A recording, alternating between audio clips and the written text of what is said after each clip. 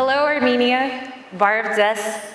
I'm very happy to be here today. This is my very first visit to Armenia ever in my life. I'm not alone this time. I'm accompanied by the company that I represent, IPONWEB. And this is the first time for both of us here. IPONWEB has opened operations in Armenia, Yerevan this year, so please welcome us. The story that I'm going to share today is my personal story of developing my career, being mainly present in a male-dominated technical environment as a woman in tech. What I'm going to share today does not come as an easy plug-in-and-go fix. It is actually everyday work. And for me, this is a very challenging everyday work. I can see in the hall there are younger girls in their 20s, and I was just that age when I was starting to build my career. So maybe not everything that I'm going to share today will make a lot of sense to you right now, but I still hope that you will remember my words, and maybe in a couple of years when you're in a similar situation or you're experiencing similar feelings, you will still remember my story, and it may help you. I wish somebody told me 8 years ago when I was just starting what I'm going to tell you today. When you're building your career out of somebody else's suggestions, opinions, or even stereotypes, you are not necessarily happy and you're not necessarily free. I wasn't happy. My very first grown-up job was for a company doing very cool technology for image and text recognition. I was working in between product and client integrations. And I really was passionate about the product because it was very complicated and it was solving challenging tasks. But I not really enjoyed all of the customers because those sometimes were older men who were inappropriately asking me out. So I actually, at some point, figured out that this is not going to work, and I made that decision to run away as fast as I can. I found another place to work that was actually IPONWEB, and I was very excited about the fact that my clients were 7 hours behind me, so there was a huge time zone difference, and I had to skew my day towards the evening, but that was so much better than ever bearing with harassment in my life. And now, as I speak about that situation, I look back and I retrospectively am very proud about that younger girl because even though I was so young, I actually realized that I will not force myself to fit into that system that did not work for me. I went searching for a different system that worked for me. So take a look at yourself, and maybe if that's ever happening to you in your life, please stop it. Never, ever try to fit and to force yourself. Find a system that is really for you. As I was growing up, I was studying math and computational mathematics, or you may call it computer science, actually. And I'm also coming from a family of doctors of physics, so of course what I thought of myself that I would be is a very serious researcher. Or at least a programmer, you know?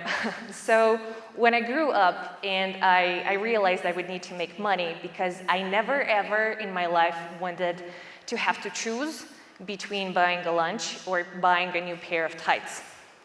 So I started to do a round of job interviews with different IT companies, and I was talking to all of those experienced HRs. And what they kept constantly telling me is, "Oh, sweetheart, you are so great, but you are not a coder. You should join us for a project manager job." And I was almost devastated because that did not fit my perception of who I was. So I did not even understand why nobody on earth offered me a coding job. Later on, as I was already growing up into the profession that I chose, into that path of projects and products, I started going to class reunions or university reunions, and of course 90% of people there were men. And I was telling the story about what I do at work, they kept listening to me, and then somebody eventually would come up with a question, "Alex, why don't you find a normal job?" And I was devastated inside. I think I even felt that, my stomach hurt because, well, that was reflecting my own feelings. So I thought that I'm such a smart girl, I'm all about math and computer science, and now look at me, I'm doing project management in ad tech, and oh my God, I like this. But, to tell you the truth, I did not have any power inside of me to actually say, oh, wait a second, this is a normal job, I like this job, and, please mind your own business, buddy. So, I'm pretty sure I'm not the only one who this has happened to. And I'm pretty sure there may be people, there may be girls over here who are not letting, and you're not letting yourself do something that you truly like, just because somebody else doesn't think this is cool. And maybe some of your greatest talents are the ones that you don't let yourself explore. When I was growing up, and you already learned that I loved math, I really liked that conception. It's from math. It's a conception of linear combination. So if you think of a cube, and the cube has 3 axes, hopefully you can still see that even though I don't have a presentation. So there's X, Y, and Z, right? And linear combination explains how you can calculate the coordinates of a dot inside of a cube by knowing and summing up all of the coordinates for 3 axes. I think it's the same with people. I think if you take every particular person, they're always a blend, a mix. It's just a little bit of X, a little bit of Y, and then a little bit more of Z. And in life, unfortunately, it's much easier to feel content about yourself and to feel somebody cool if you have a very solid and prominent result for at least one of the axes. But if you're in the middle of the cube, it's just much harder to feel that, oh, you're doing great. But as I was progressing in my life, I started changing the narrative about it. And the way I think about it now is that the fact that I am 1/3 for each of the axes, well, that's not bad. This is actually great. That means that I am 1/3 for each of the axes. There's a saying in Romanian language, and it sounds this way: what is yours is set aside for you. As I was growing up, I really loved that story, and I'm sure a lot of girls love that too. It's Pride and Prejudice by Jane Austen. And for me, that story is not simply about love. For me, this is a story about 2 people trying to understand what is set aside for them. So, and it takes them 200 pages. Think of it. So Mr. Darcy realizes that he actually doesn't care how much money she has. And then Liz realizes she doesn't care anymore what he said to her, 35 months ago when they just met. I think the happy ending of this story is not about 2 people discovering each other, but about 2 people discovering their inner selves and what is set aside for them. So, why do you think it is sometimes so hard to understand what is set aside for you? My answer to this is, I believe it's sometimes very hard to trust yourself. And there may be other reasons to that too. So for instance, if I think about my own working day, it takes me 5 minutes to find something extremely good about what I just did, and then find something that's not so good about what I just did. And of course, guess what? I would concentrate, unfortunately, on the negative stuff. So to give you an example, I may be entering a meeting room or a virtual meeting room, thanks COVID, and there may be 20 people over there, just a true army, and they are, struggling to come up with a decision about a problem. And I would listen to them, and I would, take up the risk, come up with a solution, and that would be a great solution that works for everybody, right? And then I'm in the next meeting, and I'm all over there sharing my ideas about how we should build something. And I can see in their eyes that people are already trying to cut me off just because they just don't have resources to support what my idea is right now. And of course, in this moment, I'm totally frustrated, and my self-esteem truly depends on the fact how my ideas are getting perceived and treated. And you know, that's not necessarily a very bad thing. So, for instance, earlier, I spent several years supporting enterprise projects. And of course, I had a lot of ideas and a lot of suggestions about how they should actually operate and what they should change.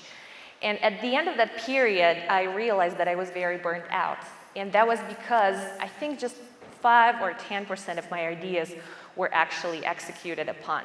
So I was coming there, I was sharing my thoughts, I was saying, oh, I will help you support that, let's just try this and that. And they were looking at me and saying, oh, Alex, it's a wonderful idea, but we don't have any resources to do that. So at some point, I figured out that I need to change something. And this is when I actually shifted from projects to product career so that I could have the power myself to define what is right to do for the business and then also to execute upon it. So apparently that situation was good because it led me somewhere else where I felt better. But also, this example is about just making sure you're in the right place, because if you have that feeling that your ideas are not in demand, that does not mean the ideas are bad. Well, that means that you most likely are not showing them to the right people or in the right place. But I'm here to tell you the whole truth, so we need to go deeper. The higher I climbed, I realized that no matter no matter how many successful projects I launch, it is never enough for me, and I'm never good enough for myself. I also realized that all of the toughest and the most demanding words I tell myself, and they just sound in my head. So, and this is very close to what Sheila was talking about. Earlier this year, it took me 3 pages of honest conversation filling the justification form for Top Women in Awards nomination by journals AdMonsters and AdExchanger to actually look at what I've done for the past 6 years and tell myself for the very first time that I am doing great. And the most important part about that was not just getting the award, but that's pleasant too, okay. The most important part was actually talking to myself frankly, without any doubt, without any hesitance about each word that was on that paper. So the thing is that when you turn your work into that very deep void that you're trying to fill with external appreciation, it will never be enough. And it was never enough for me. The higher I climbed, I was getting fewer compliments and fewer good job shout-outs, because this is how it normally works when you grow up in building your career. But I was not okay with that. I was still in demand for external appreciation, and every time in obvious situations I was not getting that, I was thinking, nah, that's not good. I was frustrated. And when I was frustrated, I was stuck because I was focusing on the appreciation instead of the result. So getting out of each situation like this one was taking a step back, taking a deep breath, and asking myself that very frank question, but why am I doing this for 3, 5, 7 years? And the answer was always, well, because I truly enjoy it. When a kid, a little girl, runs in the street and she falls down and she smashes her knee, what are you going to tell her? Will you tell her this is her fault, or will you tell her that, oh, don't worry, sweetheart, it will be okay, and just be a little bit more careful next time? The trick is that this kind way, well, you're talking this way to yourself and not just some other kid. And this is your everyday life. in everyday work. But, of course, there are days when I can't make it on my own. I have no power inside of me to, rely on myself. So I have a trick, and that may be a hint for everybody. I have a magic box that is full of memories about my grandfather. I was growing up without a father, so my grandfather did his best to make sure I will never feel that void. So he tried to play my father's role. But my grandfather had a very weak back, so he could not hold me up in his arms. And he invented a game. He was folding me into a blanket and then rolling that little burrito me in that blanket all over the bed. And I was laughing, and I was very happy. I am now 29 years old, and the last time my grandfather did this, I was 4 years old. But since then, this memory is the strongest and the safest way to scare away all the doubts, all the dementors, and to remember what unconditional love is.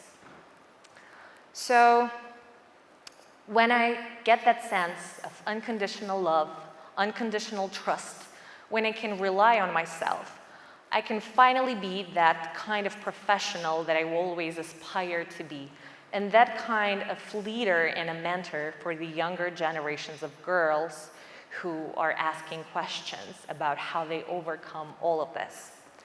So if you're here to hear some of the hints, well, here you go.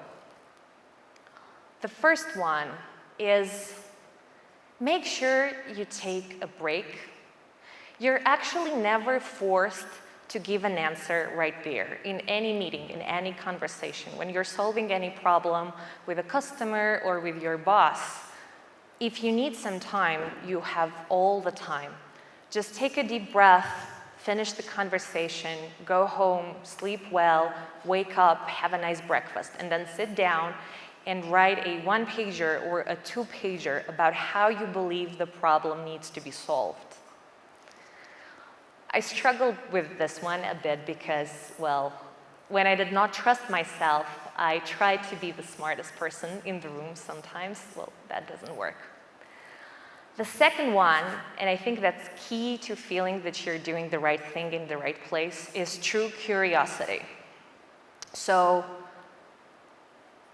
you actually need to be very passionate and very curious about how the problem is going to be solved and what the other person at the table is going to tell you. So every time I was losing that sense of curiosity, I needed to take a break, and I needed to, relax, maybe have a vacation, just disconnect myself, and then come back again with that sense of curiosity. Because if you are not passionate about what other people at the desk are going to tell you, well, then you are not solving the business's problems. Then you're just solving your own problems. And then, finally, and you see I'm smiling, this is the hardest one for me personally. Never reject your strengths and talents, especially if they are not listed in your university diploma. It took me a while to realize and to recognize and to accept that all of my successful projects that I have launched, they were launched not just because I'm a subject matter expert in what I do, but also because I'm charming. So people enjoy talking to me, and after they've enjoyed the conversation, it's just easier for them to agree to test all of my crazy and sometimes not so crazy ideas. It's so hard to accept this thing after all of that math background that I cannot even imagine how I would come home and tell this, to my grandmother, who is a very conservative physics teacher, telling her that I'm charming. But as I try to stop covering this fact under the carpet, I have a full day at work, and then I go out of the building, take a taxi, sit down there, and then sing to a Imagine Dragons track together with the driver, and the person says, "Oh, you just made my day better." So this is how I actually realize who I am. And as I'm growing up to wear my skin and my talents and not to reject any of them, I understand that every person is not just separate skills, and I am not just separate skills. You can't take none of those away. You're a beautiful combination of all of your skills and talents, and so am I. So if I need and if I want, I will charmingly smile. But if I need and if I want, I will let out my inner Hulk. I always knew that I wanted a career. I think I was 15 years old, and I knew that I will be this woman in a suit and on heels, and I will be entering a meeting room offline or virtually, and I will be kicking off the conversations and even sometimes kicking ass.